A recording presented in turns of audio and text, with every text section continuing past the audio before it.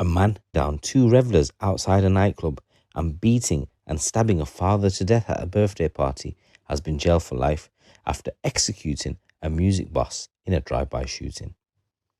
Nana Oppong, who's 43, masterminded and may well have carried out a cold-blooded hit on the music manager, father of three and grandfather of two, Robert Powell, who was 50 years old, who was known to friends as Fox, on June the 13th, 2020. Mr. Powell, who is the manager of the rapper Dutchavelli, was shot 8 times with a pistol as he left his private function with his 2 adult sons in Essex. Oppong then fled the country and became the country's most wanted man. Him, alongside with Israr Shah, denied murder, but the pair were convicted by a jury at Woolwich Crown Court before being jailed for life. Prosecutors have finally snared Oppong, who is also known as Enz, after charging him with 3 other murders, only to see charges dropped at court in favour of other lesser offences. He had a shootout outside a nightclub hosting his birthday party in 2010 and the slaying of a father of 2 following a party in East London in May 2014. He was branded one of London's most dangerous men. In both cases, this drugs dealer was, as I said, now described by police as a committed and high-level criminal, was convicted of lesser charges. The May 2010 shootout took place outside a nightclub where Oppong was celebrating his birthday. It saw the streets of Forest Gate covered in blood and bullet casings after a revenge attack that jurors were told showed complete disregard for the public. At the time, Eugene Brown and Patrick Ford died in the gun battle outside the Sugar Lounge venue. Was in the hands of Michael Smith, who had been shot 6 times himself by Powell during the firefight, including once in the head, and was dumped outside a hospital to be treated after the violence. He was given 2 life sentences at the Old Bailey and ordered to serve a minimum of 34 years following the trial in September 2012. Kevin Powell, meanwhile, was found guilty of attempting to murder Smith and jailed for 24 years. The then QC prosecuting William Boyce said Mr. Smith must be one of the most fortunate men alive. He has no right to be alive. Said Mr. Powell had taken the law into his own hands and had gone out to exact his own revenge. He peppered Mr. Smith with bullets, but still did not manage to kill him. Oppong, however, initially got off scot-free. He had been charged with murder and firearms charge at a trial in 2011, having allegedly handed a gun to Smith and pointed out Eugene Brown, but 2 juries failed to reach verdicts on the murder and gun charges. Oppong was eventually jailed for 2 years after being found guilty of perverting the course of justice for lying to police following a 2012 retrial. 2 years later, Oppong was arrested again after a young father, Ashley Latty, was stabbed and beaten to death outside a function hall called the Beaver Centre in Dagenham in 2014. Mr. Latty never stood a chance against his attackers. As he stepped out of the Beaver Centre at R5 in the morning following a birthday party, he was set upon by a group of men who kicked, punched and stabbed him. The fatal knife wound pierced his heart at the start of the attack, which lasted more than a minute. Oppong was among the group that laid into Mr. Latty with what prosecutors called real venomous hate-fueled force, but he was cleared of the original charge of murder after admitting a lesser charge of causing GBH with intent.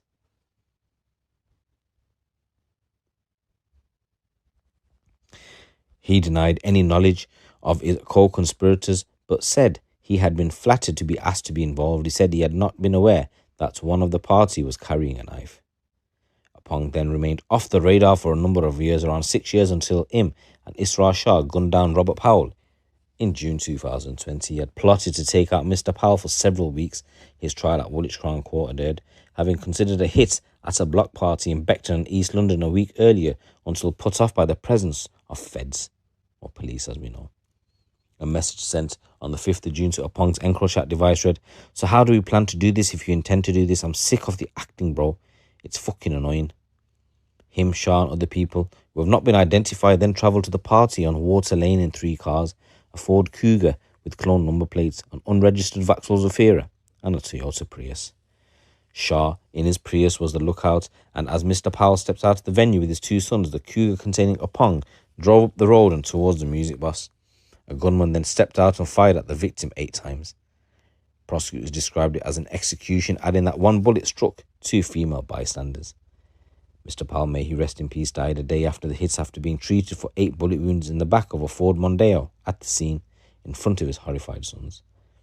One of the women's truck later told the trial that the bullet passed clean through her before embedding itself in a friend's ankle.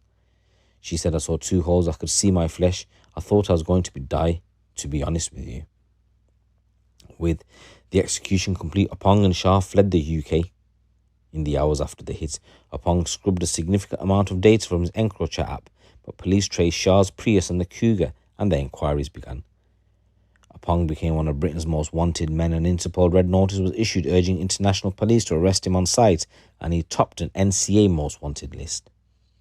Scotland Yard wanted to find him for other reasons too, after an international crime-fighting task force cracked open the encroacher app and took down hundreds of criminals who believed they were using the hidden chat platform. Oppong's encroacher messages obtained by police who infiltrated the platform suggested he had discussed getting hold of a 9mm ammunition at the same site which was used to kill Mr. Powell, and was also involved in dealing coke. The killer, however, disappeared off the radar for 2 years. He was finally found entering Morocco from Spain on false papers in 2022 after travelling there in the back of a lorry. Morocco's General Directorate for National Security, aware of the red notice, recognised him at Tangier port and took him in. He was returned to the UK in June last year to finally face trial. Shah was found in Spain in December 2022 and returned to the UK in March 2023. Oppong and Shah denied but were convicted of murder and possession of a weapon with intent to endanger life.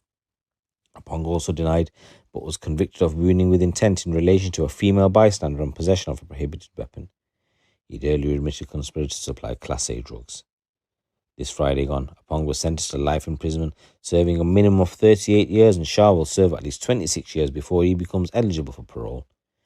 Mr. Justice Benathan said Oppong was probably the gunman and described Shah as a useful idiot as he passed sentence. Jailing Oppong for life, with the minimum of 38 years, the judge told him, "You are an extraordinarily dangerous man. You are living a wealthy lifestyle on the back of others' misery through the supply of drugs. 2010, a friend of yours shot 2 men dead, and you, being present at the scene, lied to protect the murderer." Jailing Shah for life with a minimum of 26 years, the judge said, "You are brought into this plan late, and you may have played a role as a useful idiot." The 2 killers showed no trace of emotion as they were led from the dock. Police is still investigating the murder, believing others were involved in the killing that have not been yet brought to justice.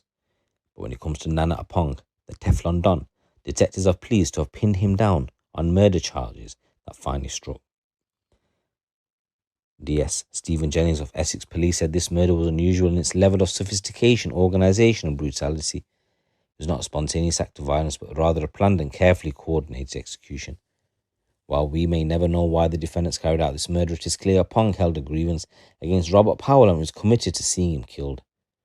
Oppong is committed and high-level criminal and thought he could use his knowledge of law enforcement tactics and encrypted messaging to evade justice, and he has refused at every turn to accept any responsibility for his actions in arranging this killing. Shah lied about his presence at the scene, telling the jury he was there to deal drugs. Thanks to the evidence was gathered, the jury saw through this lie. These sentences do not mark our end of our investigation. We know, and the evidence is clear, others were likely involved in Robert's murder, and we will continue to work and see them identified and arrested. So guys, this is a new story coming in from the streets of the UK. It's your boy GC. Keep it locked, keep it real. In this next news story, a man from Great Yarmouth has been convicted of murdering a man in his 20s by stabbing him in the chest in the street. Junior Suleiman appeared at Norwich Crown Court for murder. He had previously pleaded guilty for possession of a bladed article. James Santos and Vitor Silva had previously pleaded guilty to assisting an offender. Reaching a decision, the jury took 7 hours to reach a verdict.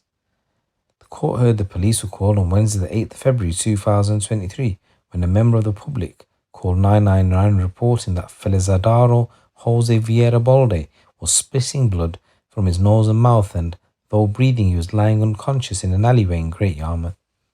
She then saw he had been stabbed, and a murder investigation was launched with the Home Office post-mortem examination finding the cause of death was a stab wound to the chest. The court heard how inquiries revealed that the incident took place outside a bookies in Great Yarmouth.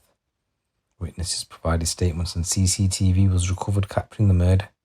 Footage shows Suleiman entering the store prior to the stabbing, having arrived on a small electric bike in the company of another male. The second man was later identified as his uncle, James Antonio Santos, clearly seen on CCTV.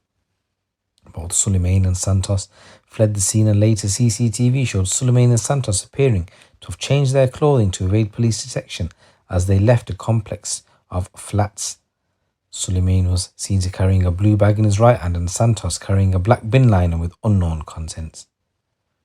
They tracked across the country, initially fleeing to London, where an associate helped them travel to an address in Cambridge, and they were arrested by West Yorkshire police on a bus at Leeds City bus station. The investigation tracked them to this location, and West Yorkshire police had passed the relevant details to make the arrest. So all three are due to be sentenced at a date yet to be confirmed. So guys, there's a number of stories coming out from the streets of the UK. It's your boy GT. Keep it locked, keep it